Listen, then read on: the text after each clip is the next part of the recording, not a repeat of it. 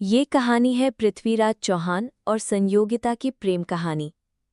राजस्थान के इतिहास में स्वर्णाक्षरों में अंकित है ये प्रेम कहानी।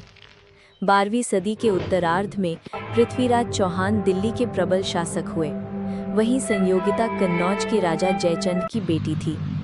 दोनों के बीच अटूट प्रेम था, लेकिन जयचंद पृथ्वीराज की यश वृद्धि से ईर्ष्या का भाव रखा करते थे। एक दिन कन्नौज में एक चित्रकार पन्ना राय आया, जिसके पास दुनिया के महारथियों के चित्र थे, और उन्हीं में एक चित्र था दिल्ली के युवा सम्राट पृथ्वीराज चौहान का।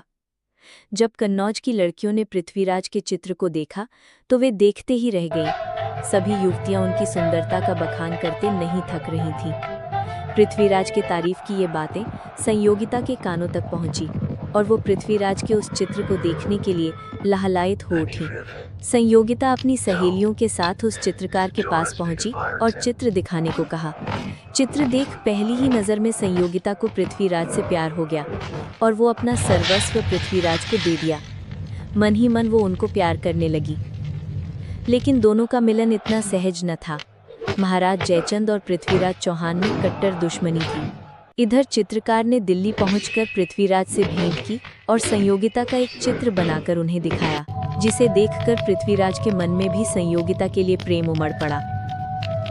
उन्हीं दिनों महाराजा जयचंद ने संयोगिता के लिए एक स्वयंवर का आयोजन किया।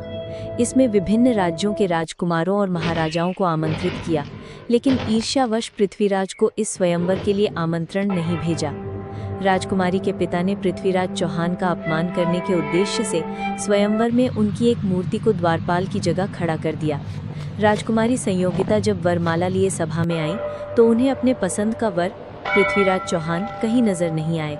इसी समय उनकी नज़र द्वारपाल की जगह रखी पृथ्वीराज की मूर्ति पर पड़ी, और उन्होंने आगे बढ़कर वरमाला उस मूर्ति के गले में डाल दी।